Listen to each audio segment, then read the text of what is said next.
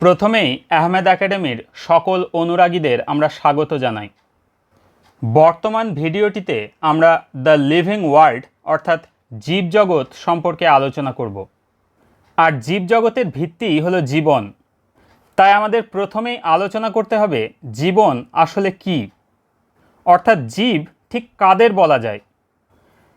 জীবন হলো একটি স্বতন্ত্র এবং জটিল ব্যবস্থাপনা, যার রচনা হয়েছে অসংখ্য অণু এবং পরমাণুর সমন্বয়ে, এবং সেই জটিল তন্ত্রটি বিভিন্ন রকম জৈব রাসায়নিক ক্রিয়াকলাপের মাধ্যমে নিজস্ব বৃদ্ধি, বিকাশ, পারিপার্শ্বিক পরিবেশের ক্ষেত্রে সাড়া প্রদান, অভিজ্ঞতা অর্জিত অভিযোজন এবং জননকে নিয়ন্ত্রণ করতে পারে। অন্যভাবে বলতে গেলে জীব বলতে বোঝায় এমন একটি প্রতিক্রিয়াশীল তন্ত্র যা বাহ্যিক উদ্দীপনার পরিপ্রেক্ষিতে সাড়া প্রদানে সক্ষম, এবং এই প্রতিক্রিয়াশীল তন্ত্র নিজেই নিজেকে নিয়ন্ত্রণ করতে পারে। জীবেরা হলো স্বপ্রজননশীল, অর্থাৎ এরা নিজের প্রতিলিপি কিংবা ঠিক নিজের মতো দেখতে আরেকটি জীবের জন্ম দিতে পারে বা সৃষ্টি করতে পারে। আর সর্বোপরি এরা বিবর্তনের ধারায় নিজেদের বিকশিত করে। এখন যদি আমরা আলোচনা করি জীবন্ত বস্তুর চরিত্র নিয়ে অথবা প্রপার্টিজ অফ লিভিং অর্গানিজমস, তবে যে গুরুত্বপূর্ণ বৈশিষ্ট্যগুলি প্রথমেই উঠে আসবে সেগুলি হলো বৃদ্ধি,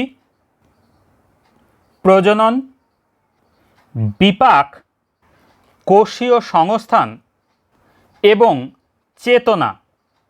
এই সবগুলিকেই কিন্তু জীবের অন্যতম বা গুরুত্বপূর্ণ বৈশিষ্ট্য হিসাবে তুলে ধরা যায়।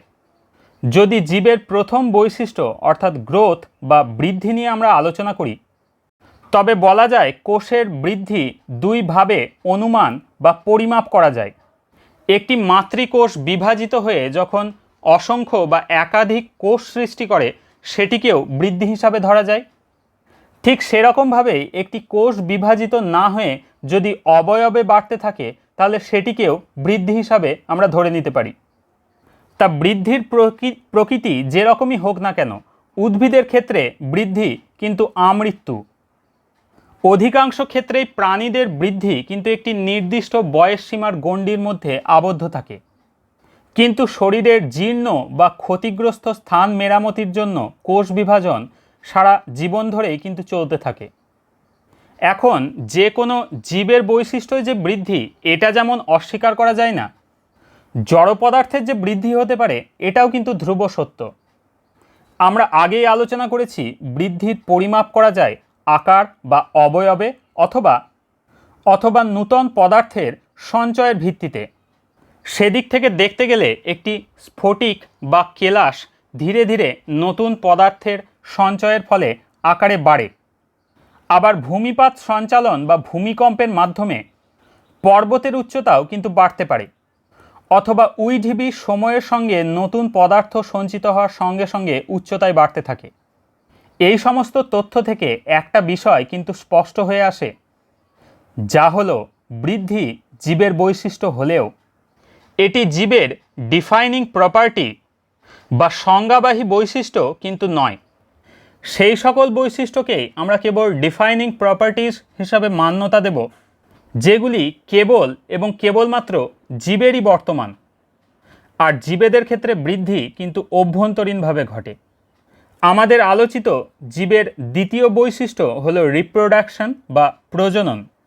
যখন জনিত্রী জীব নিজের একই গঠন এবং চারিত্রিক বৈশিষ্ট্য সম্পন্ন নতুন জীবের জন্ম দেয়, তখন সেই ঘটনাকেই বলা হয় প্রজনন। জীবেদের ক্ষেত্রে যৌন এবং অযৌন উভয় প্রকারের জনন পদ্ধতি কিন্তু পরিলক্ষিত হয়। এককোষী জীব যেমন এককোষী ব্যাকটেরিয়া অথবা ইস্ট, অ্যামিবা প্রভৃতি এককোষী ইউক্যারিওটিক ধরনের প্রাণীদের মধ্যে বৃদ্ধি এবং প্রজনন শব্দ দুটিকে আমরা একই অর্থে ব্যবহার করতে পারি, কারণ এই সকল এককোষী জীবেদের প্রজনন কিন্তু কোষ বিভাজনের মাধ্যমেই সম্পন্ন হয়। তবে এক্ষেত্রেও ব্যতিক্রম রয়েছে, কারণ যাই হোক না কেন কিছু জীব কিন্তু সমগ্র জীবনব্যাপী প্রজনন করে না অথবা প্রজনন করতে অক্ষম হয়। যেমন মৌমাছিদের ক্ষেত্রে কর্মী মৌমাছিরা জিনগতভাবে স্ত্রী হলেও সাধারণত সমগ্র জীবনব্যাপী এরা প্রজননে অংশগ্রহণ করে না।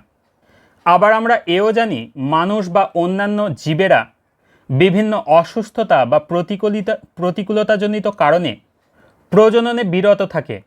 সুতরাং আমরা দেখতে পাচ্ছি জীব প্রজনন করে একথা সত্য হলেও এর ব্যতিক্রম কিন্তু রয়েছে। সুতরাং রিপ্রোডাকশনকেও কিন্তু আমরা ডিফাইনিং প্রপার্টিস হিসাবে মান্যতা দিতে পারি না। জীবের পরবর্তী বৈশিষ্ট্য হলো মেটাবলিজম বা বিপাক। যে সমস্ত গঠনমূলক বা ভাঙনমূলক অথবা বলা যায় অ্যানাবলিক অর ক্যাটাবলিক রিয়াকশানের মাধ্যমে জীবের বৃদ্ধি, বিকাশ এবং অন্যান্য কার্যকলাপ নিয়ন্ত্রিত হয়, তাই হলো মেটাবলিজম বা বিপাক। একটি জীবদেহ বা জীবকোষের অভ্যন্তরে ঘটে চলা সমস্ত গঠনমূলক এবং ভাঙনমূলক বিক্রিয়াগুলিকে একত্রে আমরা মেটাবলিজম বলে থাকি এবং এই মেটাবলিজম হলো জীবের সংজ্ঞাবাহী বা ডিফাইনিং প্রপার্টি। কারণ মেটাবলিজম একমাত্র জীবকোষীয় উপাদানের সহায়তায় জীবকোষের মধ্যেই ঘটে থাকে। তবে কোষীয় সংস্থানের বাইরে কোষমুক্ত পরিবেশে পরীক্ষাগারে মেটাবলিজম কিন্তু সম্পন্ন হতেই পারে।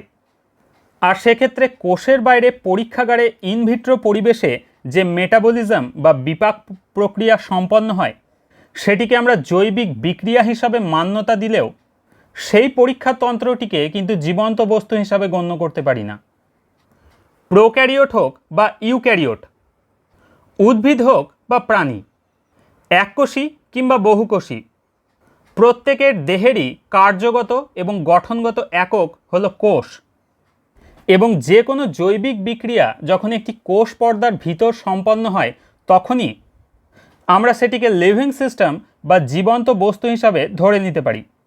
আর কোষ পর্দায় একটি কোষের পরিধি রচনা করে। কোষ পর্দাবিহীন ভাইরাসদের তাই আমরা অকোষীয় জীব বলি। সুতরাং বোঝাই যাচ্ছে সেলুলার অর্গানাইজেশন বা কোষীয় সংস্থাপনা হলো জীবের একটি সংজ্ঞাবাহী চরিত্র। আমরা জানি কম বেশি সকল জীবই কিন্তু উত্তেজনায় সাড়া দেয়। বিভিন্ন উদ্দীপক যেমন আলো, উষ্ণতা, জল, স্পর্শ জীবেদের বিভিন্নভাবে সাড়া প্রদানে উদ্দীপিত করে, যা হলো জীবের স্বাভাবিক চাহিদা এবং প্রবৃত্তির নির্ধারক। উদ্ভিদ বা প্রাণী সকল জীবেরাই কিন্তু তাদের পারিপার্শ্বিক পরিবেশ সম্পর্কে ওয়াকিবহাল থাকে। আর এই বৈশিষ্ট্যের ভিত্তিতে কনসাসনেস বা চেতনাকে জীবের ডিফাইনিং প্রপার্টি বা সংজ্ঞাবাহী চরিত্র রূপে গ্রহণ করা যায়।